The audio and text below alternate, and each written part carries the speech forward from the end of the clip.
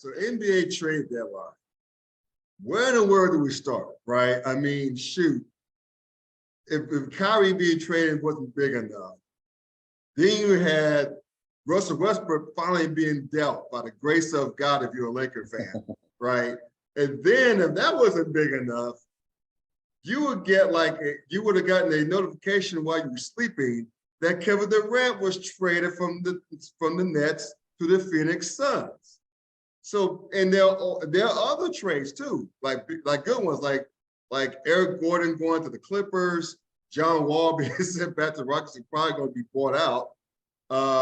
Like Jay Crowder getting sent to the Bucks. Warriors dealing Wiseman. You know, and also in a rush trade, D'Angelo Russell goes from the Timberwolves back to the Lakers, which will help him a lot. So basically, Kevin, I'm gonna start with you, man. We'll start with Kevin Durant first and work our way down.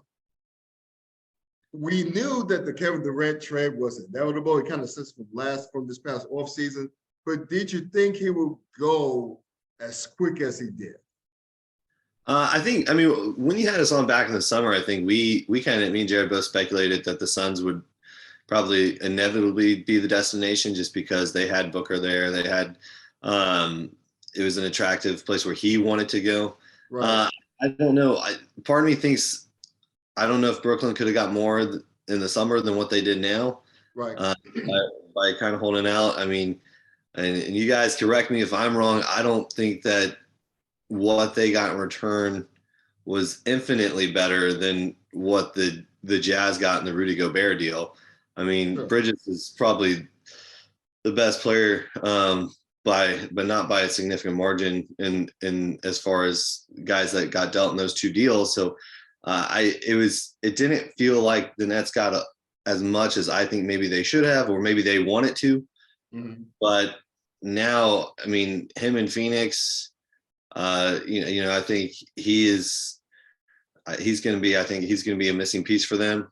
I think right. He fits in really well what they do there. And I'm excited to see what that team can do for sure. Now, Jarrod, man, to Kevin's point, Kevin Durant's that piece, right? He is the ultimate fire starter, if you will. I know he's hurt right now. He's supposed to be due back shortly after the All-Star break. How realistically and how far can this Phoenix team go? I don't have the records in front of me right now. I'll go get it right quick. But what is the expectation right now of Phoenix? And where do you realistically predict Phoenix will end up? Because Phoenix is the fifth in the Western Conference right now. They're on a 3-game winning streak.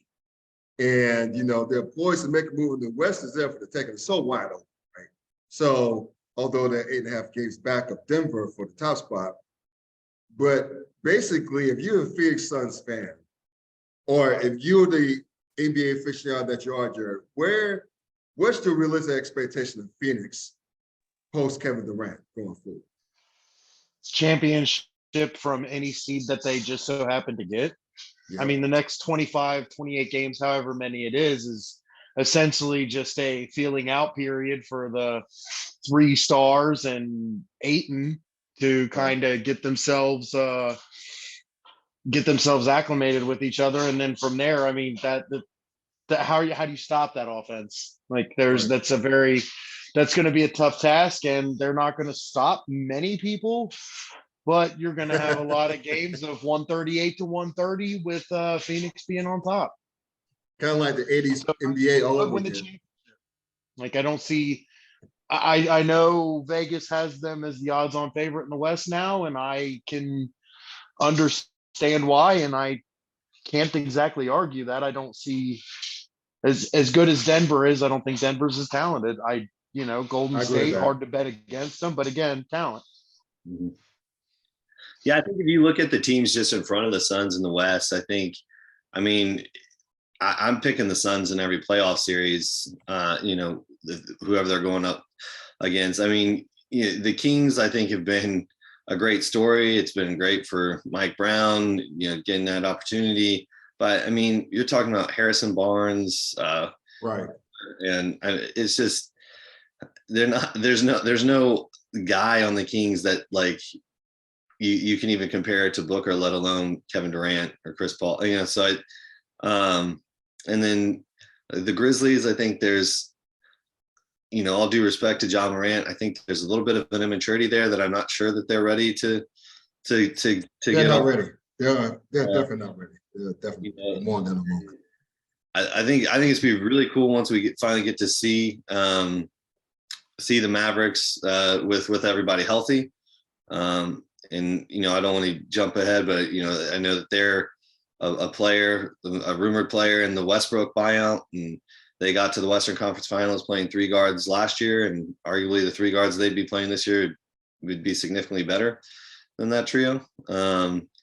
But yeah, the only other team other than the 3 I mentioned are the Nuggets, and they seem like they're always there in the standings, but never in the playoffs. So, you know, the Suns certainly, like Jarrod said, seem like the team to beat right now in the West now with what they have. Hey, speaking of Memphis, can someone ask John Morant about that comment he made about, you know, that he ain't worried about anybody in the West other than Boston in the East? Does he worry about Phoenix now that they got Kevin Durant, who's going to be healthy after the All-Star break? I'm just curious of John Morant's thoughts on that. They got him Luke Kennard, so he should be. Yeah. Yeah, well, there you go. I mean, he's a damn good shooter. But speaking of which, you mentioned Dallas, man. I'll go back to you, Kevin. Kyrie Irving. We all seen his track record. You a Cavs fan, you seen it up close, what he did in Cleveland, right? After they won their title in 2016, how he wanted out because he was bumping heads with LeBron before he came to appreciate him from afar. And his acting in Boston, we all know how that ended up and how it ended up. And of course, Brooklyn, he wanted to go there. He also said that he didn't need a coach, that they didn't need a coach. I mean, that was just one disaster after another. And that led to eventually, you know, his COVID deal. I mean, again, I'm not going to debate the man on COVID per se. That's another side debate. I'm just saying if the team makes rules, and if you happen to be in the city that has different types of COVID regulations, and if, you know, again, if you're on a team that has championship aspirations, you have to abide by it, right? If you won the chances of championship. So that, of course, in like told Peter that you know, that season, and we all see what happened. So what happened from there? Only one playoff series win to show for it. So he's in Dallas.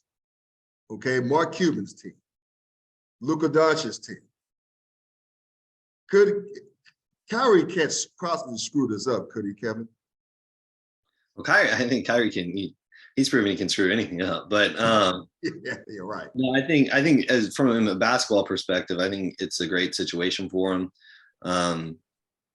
You know, I just mentioned a moment ago, Dallas running multiple guards last year out in their lineup with Dinwiddie and Brunson and Doncic, and I think Luka's the type of player that, you know, he is LeBron-like in the way that he plays, and I think, you know, don't make people mad. I think he may be a little bit better knows as a scorer than LeBron, but I think that his type of game will mesh very well with Kyrie's, and I think I'll attribute Colin Cowherd. I was listening to him on it and his take on it, and I thought I don't always agree with things he says, but I think what he said here I thought was fair, and that was just that, you know, Kyrie is kind of proven that he needs to be more of like that second guy, and you know, in the position he thrived in with LeBron. Whereas in Boston, he kind of was the alpha or wanted to be the alpha, and that didn't work out. And then in Brooklyn, it was kind of just a mesh of things that didn't work. And so here it's Luka's team. There's no question about that. And I think that maybe takes some of the front and center pressure off of Kyrie. But I think from a strictly basketball standpoint, his style of play, I think it's going to fit in very well. I mean, we already saw it. They already won the other night against the Clippers without Luka in the lineup, and you know, Theo Pinson went off. But yeah, I think from a basketball perspective, I think they're the one team that I said, when you look at these 4 teams in front of the Suns right now, who gives me pause. Well, if everything works out for them, then perhaps they could give me a little pause. Now, Jarrod, one last thing about Kyrie and Durant. Is it a stretch to say that Dallas and Phoenix, on paper, are the two best teams in the West, regardless of where they're at in the conference standings right now in the West?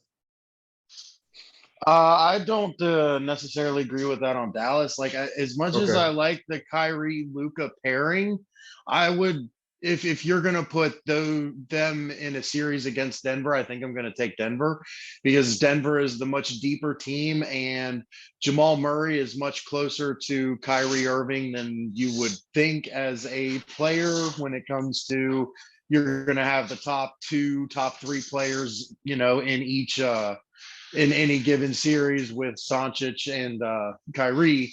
But I really am pretty high on what Denver can do, and Jamal Murray's rounded into form after his ACL tear, and Yeah. that's where I would say, if you had to say who are the top 2 teams in the West, I would have to say Phoenix and Denver, not not Phoenix and Dallas.